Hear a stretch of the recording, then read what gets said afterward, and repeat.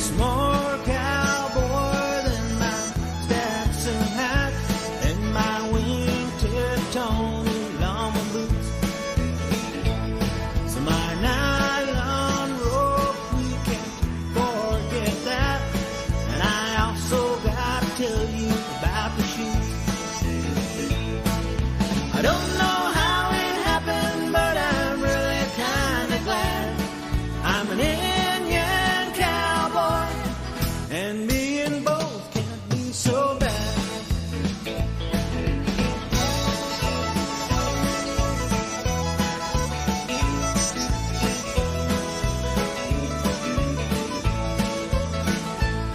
Well, I gotta tell you, I like to do that rodeo. I learned to play a game called Stump. The only thing I don't carry is my gun. Well, it's always hanging in my gray pickup. I don't know how it happened, but I'm really kind of glad I'm an Indian cowboy, and being both can't be so bad.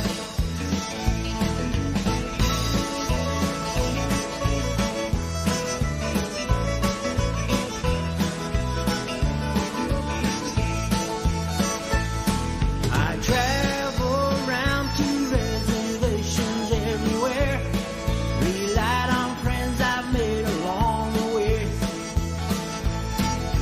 Roping and riding at all the Indian fairs, I've done a lot of winning in my day. I don't know how it happened, but I'm really kind of glad I'm an Indian cowboy, and being both can't be so bad. I don't know how it happened, but I'm really kind of glad I'm an Indian cowboy, and being both can't be so bad.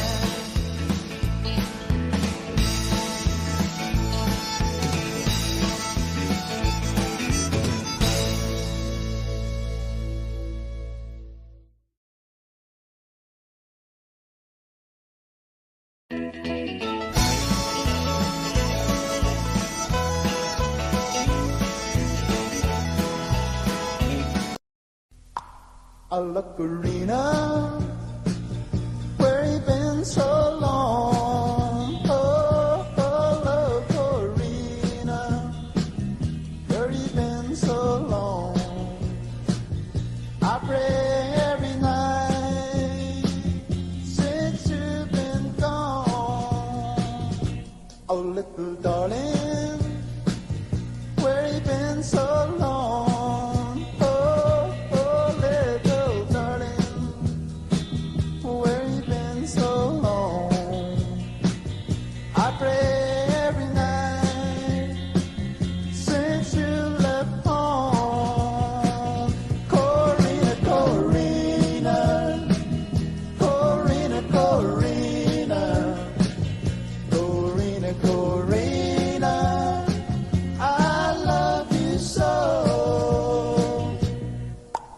Little darling, where you been so long? Oh, little darling, where you been so long? I pray every night for you to come back home. Corina, Corina, Corina, Corina, Corina, Corina, I love you so. Corina, Corina, Corina, Corina, Corina, Corina, I love you so. Oh, darling, don't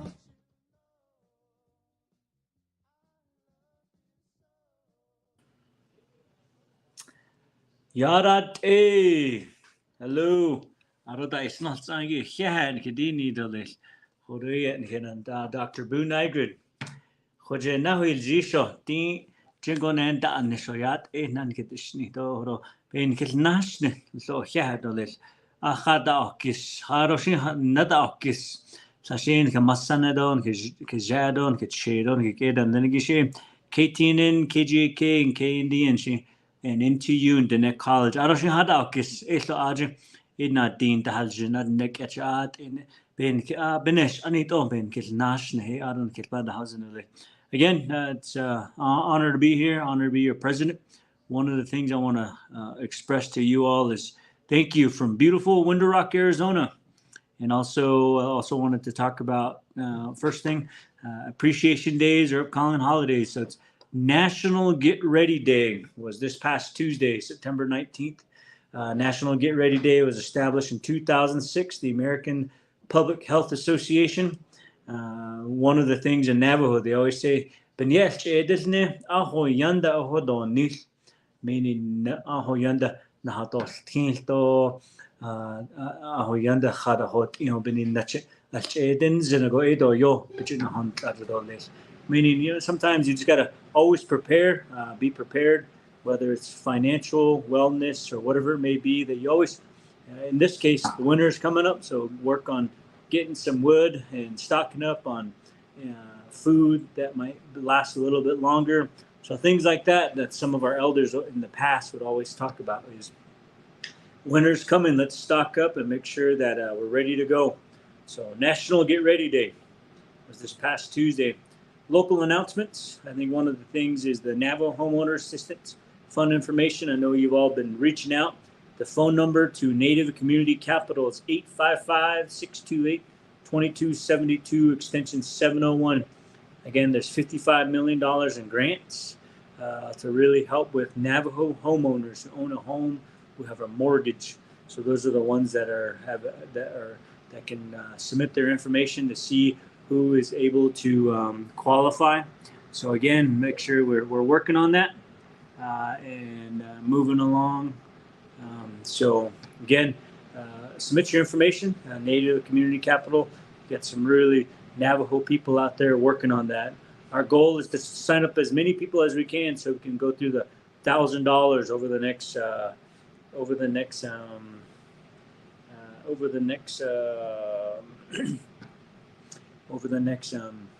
couple of months, hopefully, because with the amount of people, Navajo people that own homes, we should be able to use up all the $55 million that was given to us through ARPA. Another one was a drug arrest in Delcon. I know that happened. Delcon Navajo Police District seized 44 marijuana plants. Very proud of Delcon Police Department for really making sure that they're keeping our community safe and making sure that things that are illegal shouldn't be here. So again, so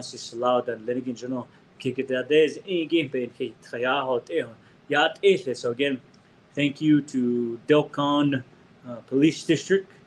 And then we're getting to the missing Navajo people.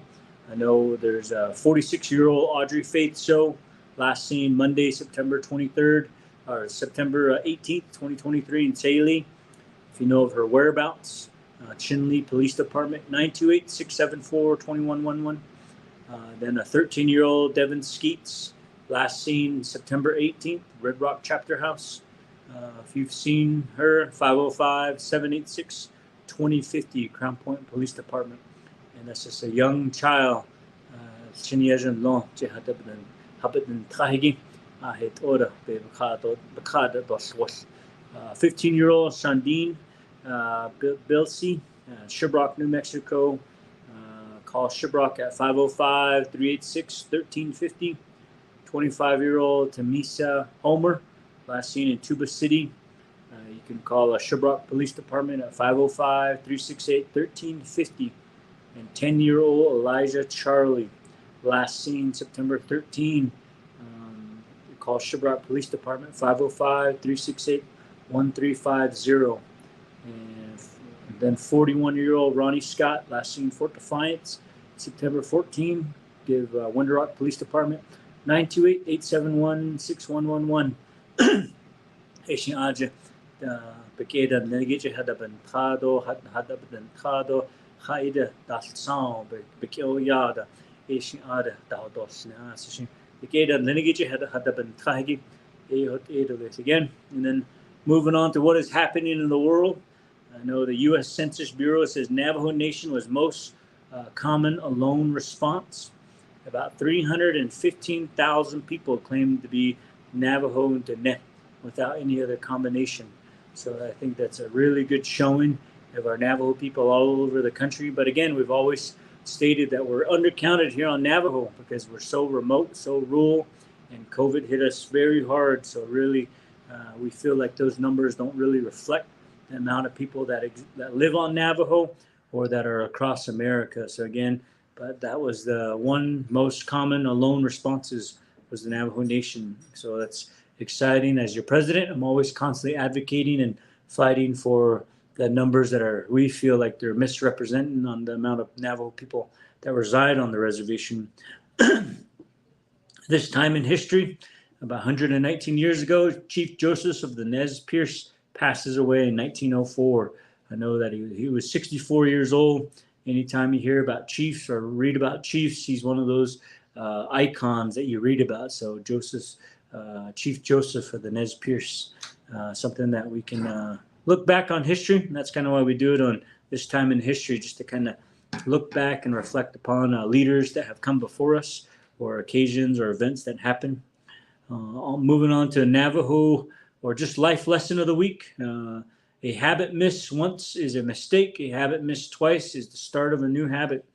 I think by James Clear, Atomic Habits.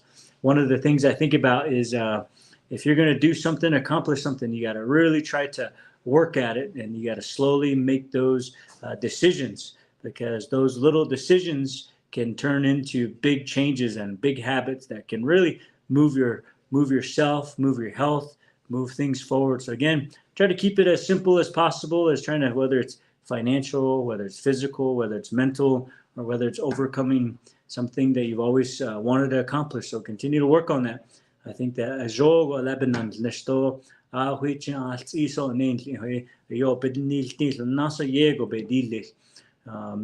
think that's the best way I can describe it in Navajo. The week's accomplishments. I know that we're actually going to have Effie at City here with us very soon, but I kind of wanted to highlight some of her highlights as well. I know that she's supporting revenue generation, a look at Navajo sovereignty and the taxes.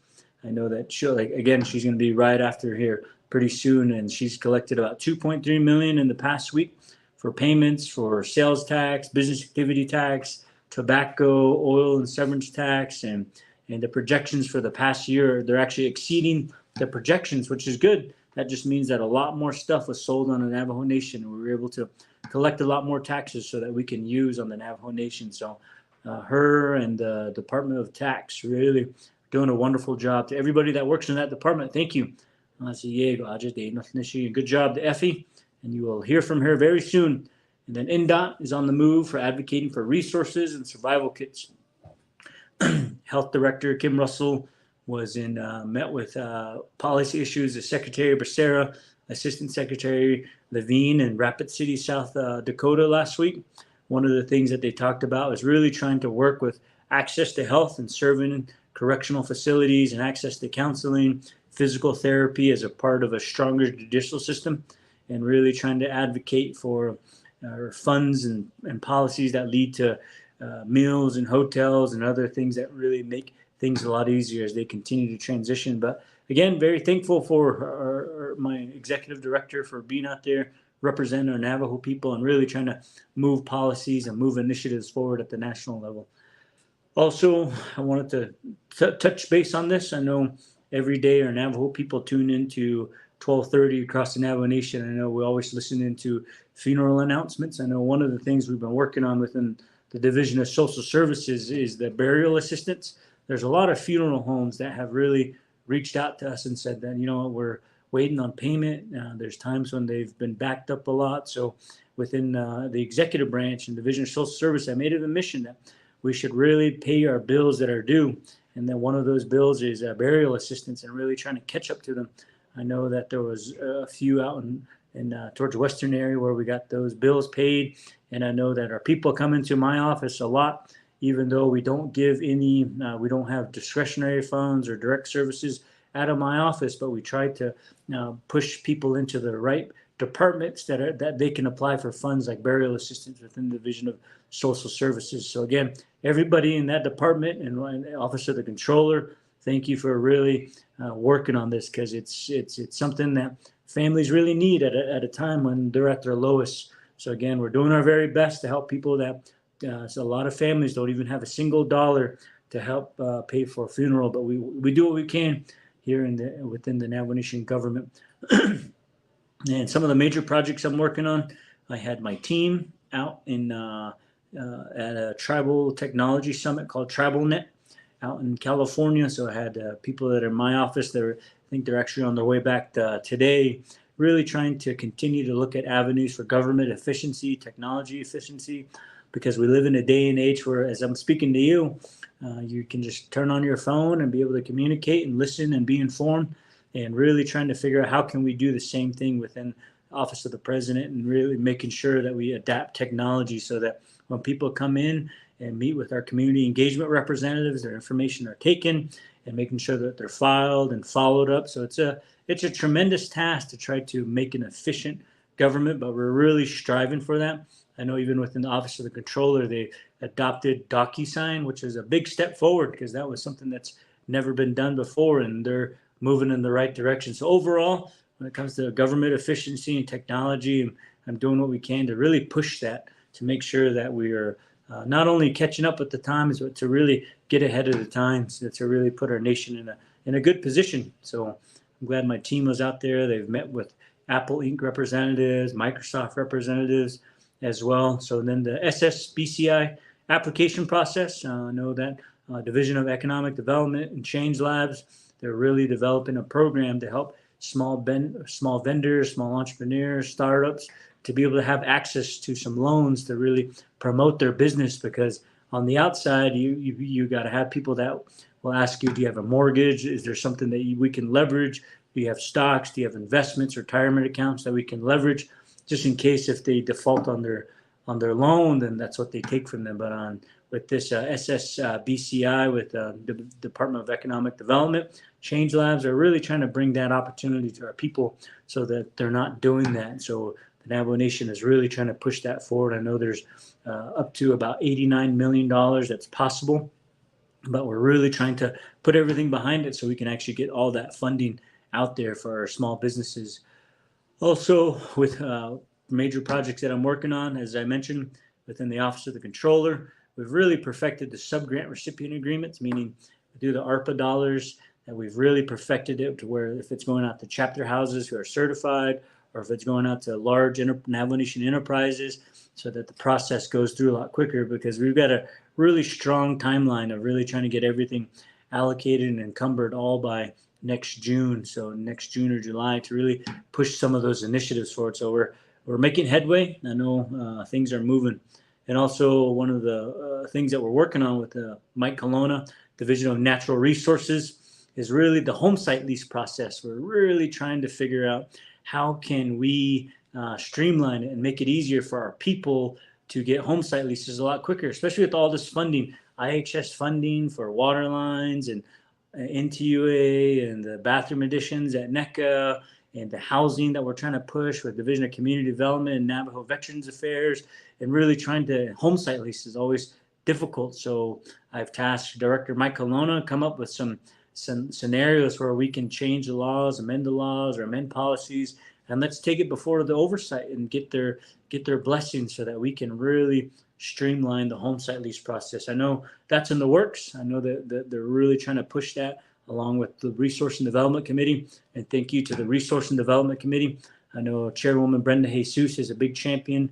I think former Chairman Rick Nez and Honorable Casey Johnson and the other, and Brenda Shauna Claw, and I know they're big champions and other advocates that sit on that committee to really try to really make things feasible so people can get water lines, electric, and be able to apply for housing assistance as well too. So last thing I just kind of want to mention is roads and car seat assessment surveys were done by Navajo Transportation, really trying to figure out how can we promote healthier travel, meaning like safer travel as well. Because I know even with my daughter and my new daughter that's on the way is really trying to be big advocates for car seats, and even yourself as an individual. Even there's going to be times when you got to just put on that seatbelt. It might be uncomfortable, but it's good to put it on because you just never know. As grandmas and grandpas and everybody will say, "To bajos se nota el te se llego. Ta hos yado la bajons and go la hajo di li." I think part of that is putting on your seatbelt. You know, you're very important. Never forget that you're very important to somebody, and that somebody, all it takes is not wearing your seatbelt sometimes to be in a tragic situation. So continue to wear your seatbelts, not only for the safety of you, but the safety of your loved ones. But there's going to be times, as a lot of you know too, you grow up, there's only a seat for 3, but there's 6 of you in there. And that's just what you got to do to get to town. So again, just be as safe as possible. I know I tell this of the times and the stories of riding in a camper, sitting in the back of the vehicle and doing what we can. And there's still a lot of families out there that are like that. So again, but at the same time, just try to take care of one another and really do what you can. So, and then Navajo Police is collaborating with other law enforcement entities like FBI, U.S. Marshals, Rocky Mountain Information Network, Southern Indigenous Women, and they met at Twin Arrows this past week and really trying to use the model of Operation Rainbow Bridge, where a lot of entities came together and really tried to help our people in our community so that they can have quick, safe access to public safety. So we're constantly working on that to figure out what can we do at a national level, at a local level, Navajo Nation level, to increase awareness and safety for our people. Meet and greets. This past week, met with Navajo Nation Police. We met with the frontline police officers, and also met with their commanders, met with the chief, and basically all I told them is, thank you for being out there. Sometimes we take our police for granted. So if you see a police officer, please shake their hand and tell them thank you, because there's most times they're the first ones out in communities and accidents, and they're showing up at scenes and where there's violence and there's fighting, and they're the only ones that they're the only first response to family disputes as well. So thank you to every single one of you police officers for being out there. And my goal as president is to really, I'd love to see 300 police officers. You know, right now we're down to, I believe, 180, 190, and it's recommended that we should have 500 police officers. So every time I'm at the federal level, I'm constantly advocating and fighting for a lot more police officers here on the Navajo Nation. So again, thank you to all the Navajo Nation police officers. Then we had a special guest this week too, come visit my office, Chief Maureen Chapman from British Columbia. Chief, that they're getting ready to sign a treaty with Canada, and they wanted to hear about how our government is and maybe some tips and things to think about so that they can be a better nation that's situated and ready for the future. One of the things I suggested is we get, just make sure you have access to your land, that you're not waiting on a gravel pit or anything like that and waiting on somebody else in Washington, D.C. to have approval for you. So again, if you can ask for that, do that. And then at the same time, really set up a government to where there's less cooks in the kitchen, and really try to make sure that when decisions are made, things are executed and are moving forward. I know Navajo Nation, we've gone through some different types of government. You know, we went from chairmanship to presidency, and really even that's a temporary form of government. And we really need to still continue to look into a constitution and really trying to figure out what kind of government do we really want to operate and what makes it efficient, to where even as your president elected by all 110,000 or 110 chapters and all hundreds and something registered voters and 400,000 people that I represent, sometimes it's very difficult to make decisions because a lot of times there's other chefs in the kitchen. So it'd be nice to really try to make sure that we continue to fight and advocate for a government that's efficient and effective so we can get services out to the people. That's what it's all about. End of the day, it's not about power. It's not about anything. It's about how quickly and how effectively can we get the government services out to our people, and how do we build a strong economy, safer communities, and healthier communities. That's what our government needs to work on, and that's what I'm really striving for every single day. And also we had Puerto Rico Valley Fire District in the area. I did not know that they serve our Navajo people in Lupton, Hot Chambers, Flagatoon, and Wide Ruins. And I just basically told the fire chief that, hey, you know what? You serve our Navajo people, why not work with your local delegate, Lamarter Azeret, and if there's funding or things that you need to better serve the Navajo communities, I'll be more than happy to work with you as well. Also, we had Chairwoman Shondine Parrish and Vice Chairman Carl Slater visit with me and talking about ARPA and some of the funding that's possible and possible projects for revenue generating. So again, very happy that I constantly have our honorable council delegates come visit with me, talk with me, and I'm always glad to be working with them because in the spirit of collaboration, it's about you, the Navajo people, every time. Say, thank you. And then upcoming events, I look forward to signing the comprehensive budget. So it's packaged up and there's a few minor technical edits that they're going to do, but it should hopefully be back across my desk today or tomorrow, and look forward to signing that into law. And there might be a few things that I might change, but at the end of the day, I feel like we've worked together in the spirit of the 3 branch chiefs and our council delegates, and really as the president kind of going through everything to make sure that everything is in the right place and that we can really make sure that Navajo people's dollars are being utilized efficiently and as effectively. So with that, I just want to say thank you so much.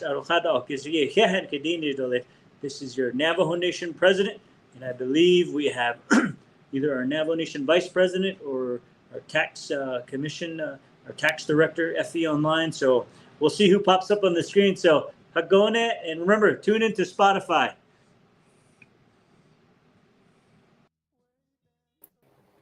Well, good afternoon, everybody. Thank you, Mr. President. I am not the tax director, nor am I the vice president, but thank you and good afternoon. I want to commend your leadership, Shanantai, Honorable Dr. Nygren, for your efforts within my own community, Wide Ruins. We thank you on behalf of the community there for working with the Perkle Valley Fire District. That means a lot to us. I live on the outskirts of the fire service area, so that would mean a tremendous amount of resources available to us. Good afternoon, everybody. My name is Shauna Mandel. I'm the Executive Director for General Services. We are tasked with maintaining government services to the Navajo Nation government. We are, so to speak, the GSA to the Navajo Nation. We provide fleet. We provide facilities management. We provide telecommunications, utilities, bill payments, utility payments, waste services. We provide telephones, internet communications. We provide fleet vehicles. So that is the division I oversee. Among that is the Insurance Services Department. Under the Insurance Services Department, we provide insurance coverages to approximately 35,000 enrolled members of the insurance pool from employee benefits.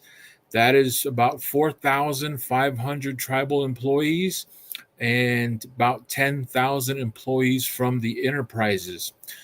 What I wanted to share on behalf of the Employee Benefits Program, the Insurance Services Department, is the open enrollment period for the Navajo Nation. Currently, Colonial Life is a supplemental benefit carrier for the Navajo Nation. This is completely optional. It's not a requirement. If you think your current benefits is not sufficient or the terms are too high to add dependent children, you have the absolute option of joining and signing up for Colonial Life. The open enrollment period for 2023 is currently underway. It was sent out via mass email through the Navajo Nation email network. So if you're a tribal employee listening, tuned in, I encourage you to go look in the Navajo Nation under your announcements page. Open enrollment is currently happening here today at Admin Building number 1 on the first floor. So some of the coverages offered by Colonial Life include your traditional benefits, of course, accident, short-term disability, hospital confinement, cancer treatment, critical illness coverage, term life coverage, whole life coverage. There's even a provision in there to enroll your elder parents in a life insurance program up to $10,000. Those premiums, of course, would come out of your annual, your monthly, your biweekly paycheck. But I encourage you to go around, meet with Colonial Representative Daniel Rivas. He is around within the tribal programs here. We'll be making stops throughout the Navajo Nation government to provide that additional service. Also, one of the other things that the Navajo Nation General Services is in charge of is the internet infrastructure of the Navajo Nation government. Right now, we are currently operating off a system that is the size of a quarter-inch wire. Let's put it that way, a quarter-inch wire. We have multitudes of internet users, end users. The Navajo Nation Department of Information Technology is currently in the process of upgrading a lot of our infrastructure using ARPA dollars. So we should see an increase here, hopefully with the internet within the Window-Rock, the Navajo Nation area. During the fair, you may have noticed that the internet was down. A lot of the cell service was down. That wasn't because it crashed, so to speak. It was just an influx of traffic. It was a traffic jam, literally, here on the Navajo Nation. We did request for some communication, what they call communication cows. The request was made rather late, so we did not have the buildup of infrastructure. But that is something we're working towards, and hopefully within the next couple of years, we'd have the infrastructure laid down and the network capability for our telecommunications and our internet infrastructure. Part of that infrastructure development is our security protocols for the Navajo Nation email. We're currently working with a lot of internet providers. We're also working with a lot of personal identifying information. So that requires us to have additional security. We all heard about the Las Vegas security breaches at 2 major casinos. Well, that's what we don't want to happen to the Navajo Nation. Therefore, we've implemented several security protocol procedures that we'll be implementing throughout the next upcoming fiscal year. So as tribal employees, protecting your safety from an internet standpoint, that is critically important. We got a lot of personal identifying information through CARES, through the Hardship Act, through those check disbursements everybody got. Hardship, we want to protect your information. We don't want none of that to leak out and have a data breach. Therefore, we're making every effort on our part to make sure that that information is protected for all of our members throughout the Navajo Nation. Police vehicles have been purchased, have been put forward in order. We should be seeing 57 new police units here within the next couple months on the road, ensuring that we do have adequate response vehicles for emergencies, for emergency response, for patrol, for increased patrol. Hopefully with the next class coming in and graduating, we'll have new vehicles for them here as well. But those are some of the things that we're currently working on from the General Services Division. We want to also encourage that our division has a lot of vacant positions that are open. We are actively recruiting. If you're looking for employment, definitely come and apply with the Navajo Nation. The great benefits, your wages might be $10, $11, $12, $13, $15 an hour. But remember, your benefits will increase your overall salary. Currently, the benefits rates are nearly at 50%, and they're top notch. So I encourage everybody looking for a job out there to come and apply with the Navajo Nation. We're looking for a lot of maintenance personnel. We're looking for a lot of custodial personnel. And those are positions that we are trying to fill. So if you're out there, you're looking for a job, even if it's just a job where you're looking to transition somewhere else, that's fine. You can get a paycheck here, but we encourage you to come and apply with the Navajo Nation as well. So that's part of our active recruiting position here from General Services. We're doing our best to keep our employees in a health and safety work environment. There is a big push. We've heard from counselors during the budget sessions, from our administration, from our employees, that our working conditions are very poor. Our buildings are dilapidated. So I do have several proposals working with the Facility Maintenance Department, with Division of Community Development, with Fiscal Recovery Fund Office and Office of the President, to really move forward and start looking at alternative ways to fund our facilities. So that should also be a big push. Funding our facilities, I'm hoping not to take money from direct services to the Navajo people.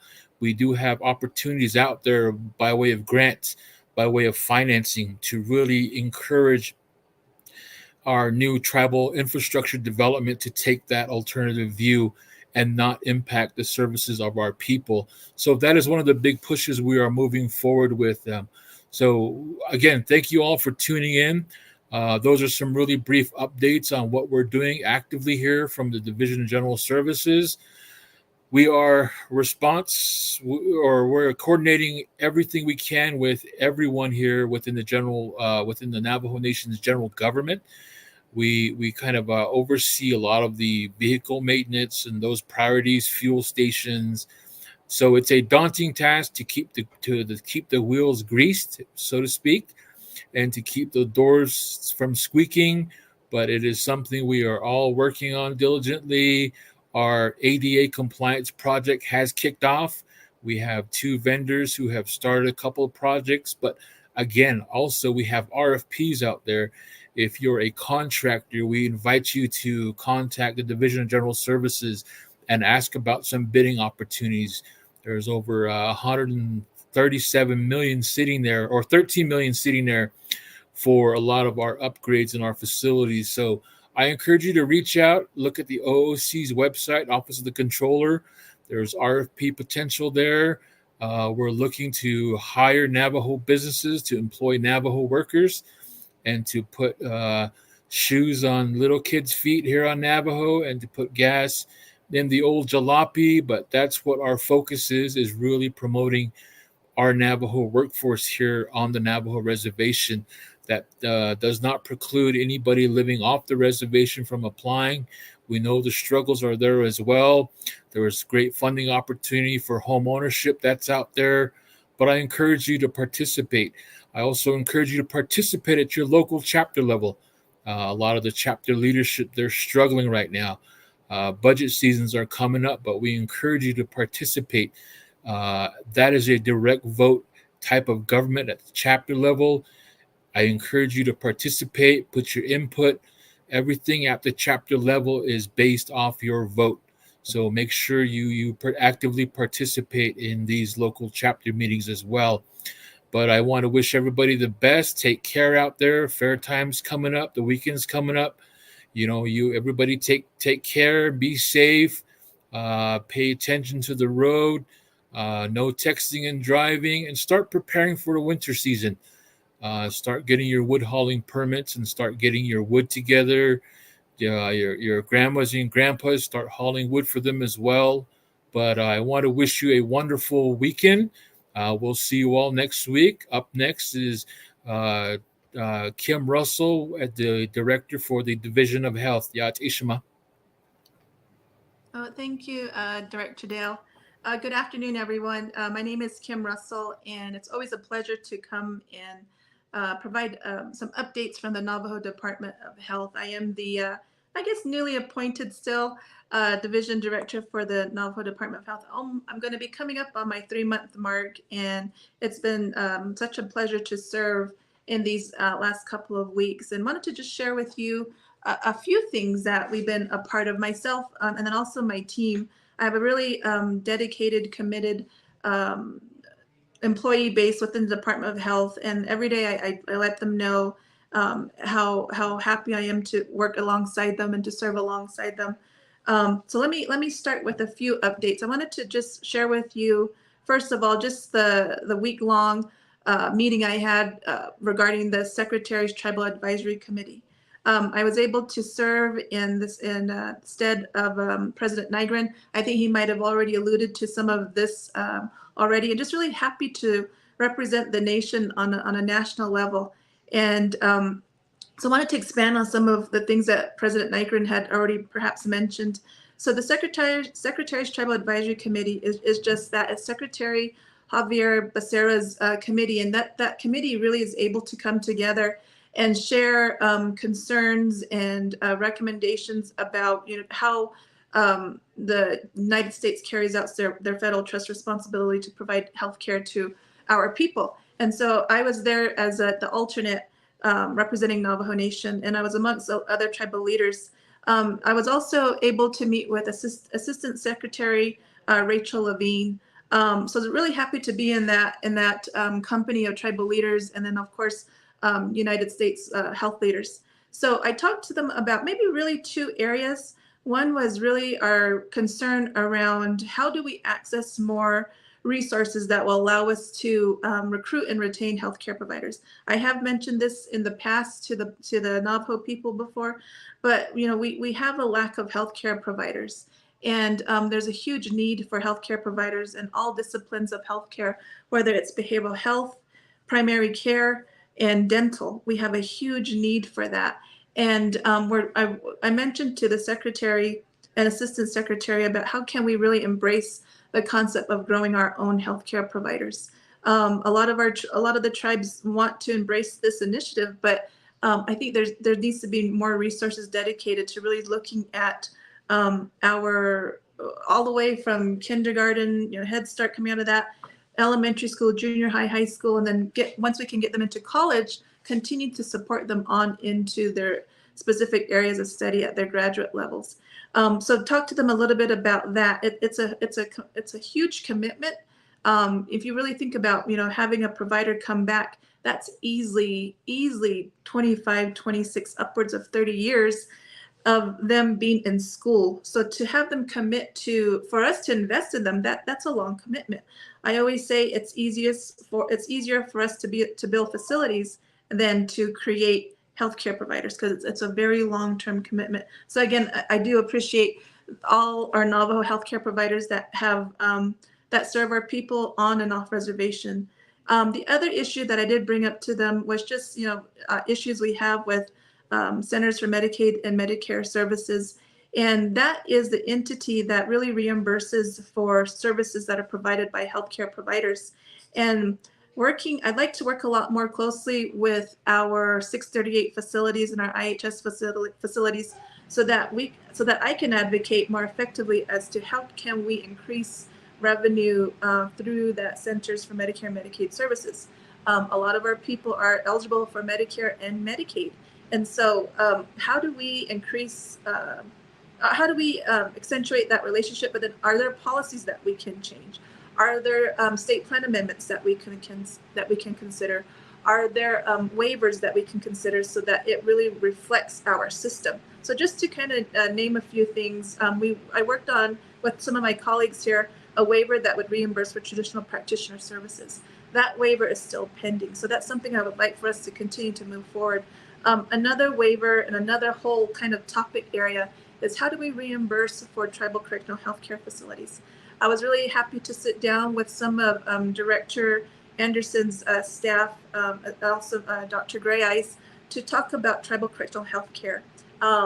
Again, a whole new, another area of healthcare where could take another time to talk about it thoroughly, but we don't have reimbursement for that service.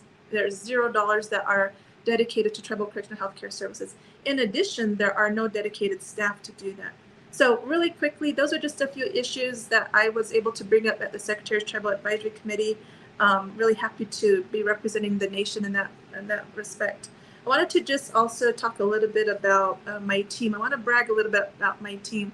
Like I had mentioned earlier before, I'm surrounded by a really awesome group of people, committed people who want to serve the Navajo Nation. We just came out of a heat declaration and was really happy to see how they were able to respond. Once the heat declaration was declared by our Department of Emergency Management, my team said, okay, Ms. Russell, how do we respond? I said, you guys know what to do, deploy your staff. And so the Department of Health, we're used to deploying our programs. So specifically, I want to give a huge shout out and thank you to our community health representatives who did a lot of this work and really looked after our people and let us know where do they need help, where do we need to dedicate our resources to, especially the lack of water, especially during a heat declaration. And also a huge shout out to our public health emergency program staff. Without them, we could not have provided the needed services to our families across the nation when it came to this heat declaration. Really also very blessed that we have the rainy season, really blessed, and so we're able to get out of that heat declaration. And then wanted to also mention an upcoming event that we have with our Division of Behavioral Health and Mental Health Services. Our Opioid Summit is coming up. It is actually next week on September 28th and the 29th.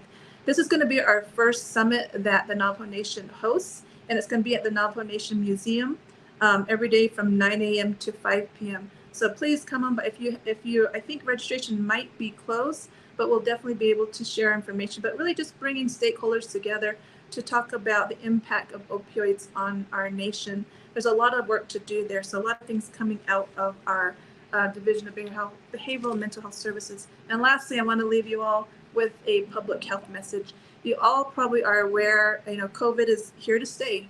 It's here to stay, and different vaccines are coming out so that we can continue to keep our people safe. So there is a new vaccine that is out, and they should be arriving at our facilities really soon. But as of September 14th, FDA has approved and authorized for the emergency use of 2 updated mRNA vaccines. So please reach out to family members, your elders, yourselves, your children to go and try to find facilities, our IHS tribal facilities, so that you can get the vaccine. It's the best way to protect us, in terms of COVID. It's still here, and please continue to keep yourself safe against the virus. And I think that's my time again. It's always a pleasure to address the Navajo people, and I will talk to you really soon. You all be safe. Thank you.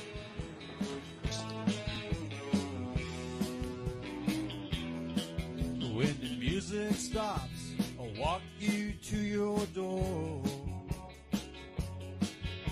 You say goodnight like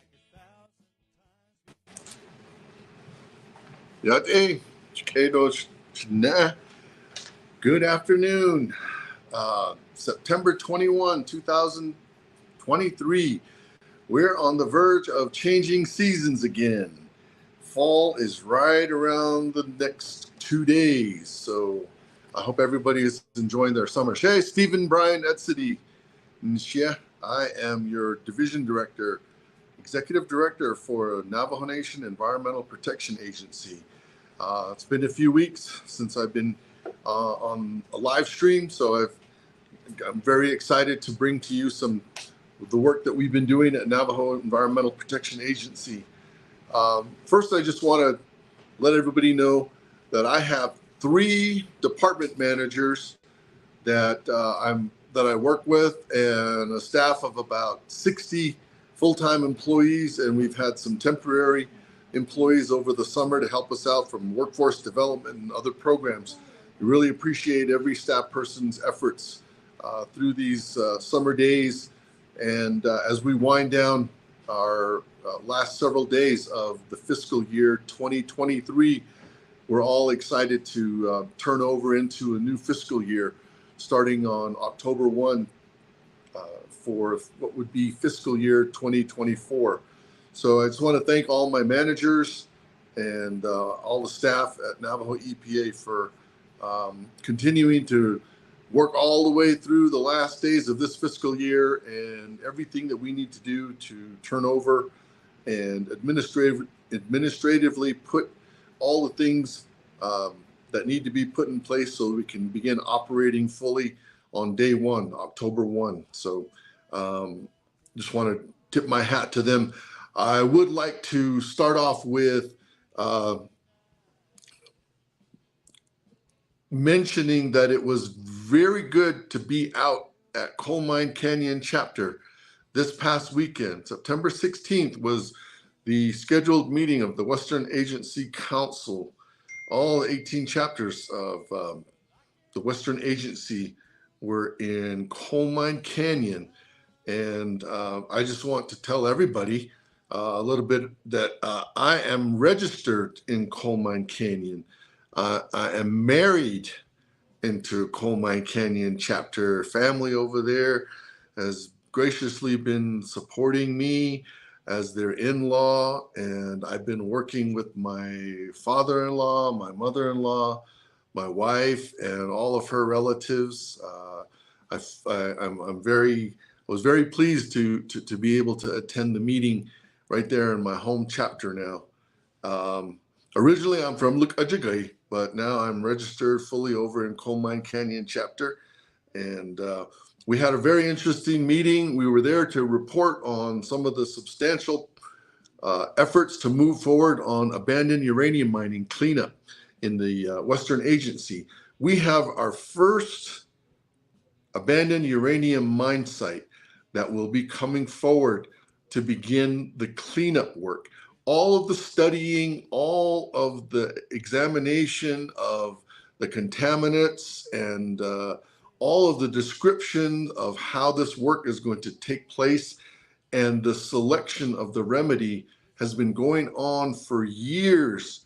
And it all came to a public meeting and a public comment period that happened earlier this year in March in Cameron, Arizona, for what we call Charles Hushgon number 12 abandoned uranium mine. This particular mine is under the responsibility of the company known as El Paso Natural Gas. It's very important to understand that much of the work that we've done over the years has been to bring these companies that were responsible, that throughout the 80s, 90s, the early 2000s, they weren't aware or did not want to come back, but the concerted efforts over the last 20 years have brought companies such as El Paso Natural Gas back to the table, back to assume the responsibilities that they have as what we call responsible parties. So we're working with the US EPA on this out of Region 9, San Francisco, California, but we're also working with El Paso Natural Gas as the responsible party. So it's a multifaceted partnership, and we're very excited that we're now in the final stages. As I mentioned earlier, we had a public comment period.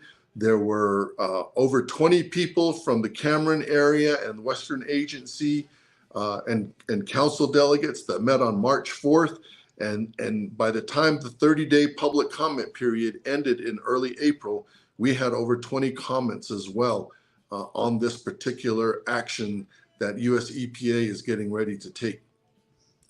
And so I wanted to just impress upon not only the community of Cameron, Arizona, all the people that are looking forward with a lot of expectation on this work to begin in the next coming months, that there will still be some procedural steps that we will take.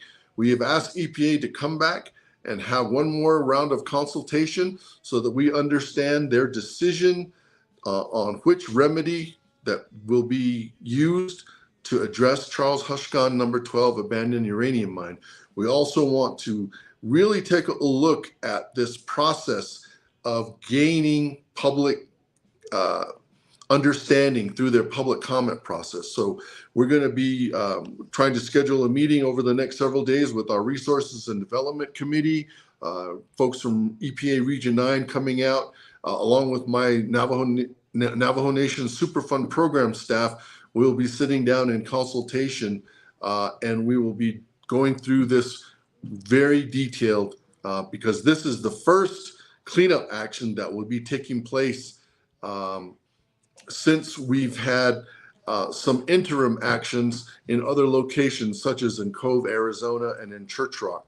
But this one will be for this mine site that will address a little under 16,000 cubic yards of abandoned uranium mining waste materials. We're talking about waste rock, we're talking about sand and gravel that was brought up when this particular surface mine was in operation years ago. We are not talking about cleaning up uranium itself. The main contaminant is called radium-226. It does emanate radioactive particles. That is where the risk is.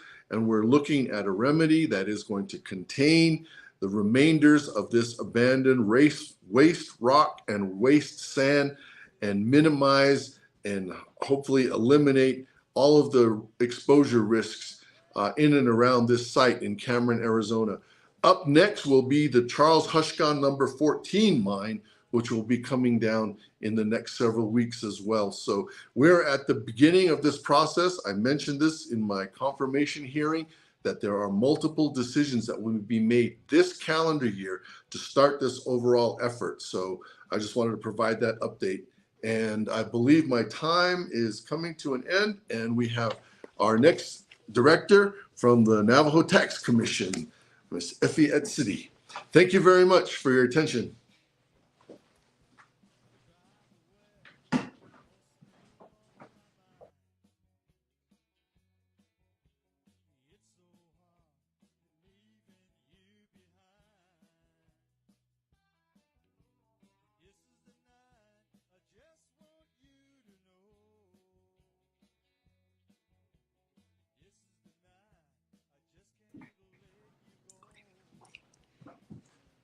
Hi, good afternoon, Navajo Nation. My name is Effie Edsity. I am the Executive Director at Navajo Tax Commission. I'm a Kiani born for Tapahan, coming from Nashville, New Mexico. So one of the things I wanted to do this time, a little differently than the report I gave a couple of weeks ago, is I would like to go into detail about the 9 taxes our office administers, and there are 9 business taxes. So for businesses coming on to the Navajo Nation, there are 9 different taxes that could apply to their business activity. So we'll start back in 1978. The Navajo Nation enacted the possessory interest tax. Possessory interest tax is on the taxable value of a possessory interest granted by the Navajo Nation. And this is a possessory interest that is the right to be on Navajo land performing a particular activity. Some of the most common forms of possessory interest are oil and gas leases, coal leases, rights of way, and business site leases. The tax rate for the possessory interest tax is 3%. It's applied to the taxable value of the possessory interest. Also in 1978, the Navajo Nation enacted the business activity tax. Now, this is a tax on the net source gains, which is gross receipts minus deductions from the sale of Navajo goods produced, processed, or extracted within the Navajo Nation, or services performed within the Navajo Nation. The net source gains are then taxed at a rate of 5%. One example of where the business activity tax would apply would be taxing the coal activities. And in 1985, the Navajo Nation enacted the oil and severance tax. This tax is on the removal of oil and gas from any lands located within the jurisdictional territory of the Navajo Nation. The oil and severance tax rate currently is at 4%. In 1992, Navajo Nation enacted the hotel occupancy tax. This tax is on the amount paid for rental of a room in a hotel, motel, or bed and breakfast. That tax is currently at 8%. Moving on. In 1995, the Navajo Nation enacted the tobacco products tax, which is a tax on the sale of tobacco products within the Navajo Nation. The tax rate is currently $1 per pack of cigarettes, and there is a tax also on cigars and smokeless tobacco, but those are calculated slightly different. In 1999, the fuel excise tax was enacted by the Navajo Nation. We have 18 cents per gallon on gasoline and 25 cents per gallon on the diesel fuel. Sales tax was enacted in 2022, and this is taxed at 6% on all retail sales within the Navajo Nation. 2014, we enacted the junk food tax, which is a tax on non-fresh fruit, vegetables, and water. This tax is at 2%. Alcohol tax was enacted in 2015. That tax is currently at 3.25%. And the last time I had reported, there was a question whether the alcohol was sold on the Navajo Nation, and the answer is yes. It's sold at designated areas, basically located within a casino. In a certain area of a casino, they are allowed to sell alcohol. And you have to be licensed by our office to do so. So tax revenue report, fourth quarter for 2023. Sales, non-retail, we collected $16 million. Tobacco products tax was at $28,000. Possessory interest tax, we collected $246,000. Oil and severance, $2.1 million. Business activity tax, we collected $800,000. Fuel excise tax, $2.4 million. Hotel occupancy tax, $386,000. Sales retail, $3.5 million we collected. Junk food tax was at $485,000. Alcohol tax at $13,000. So that brought our total for fourth quarter 2023 to $26.6 million. Total for the year, right now we are at $139 million. We exceeded our projections by probably a good 30 million. And so that's my report coming from ONTC. Until next time, have a good day and be safe, everyone. Thank you.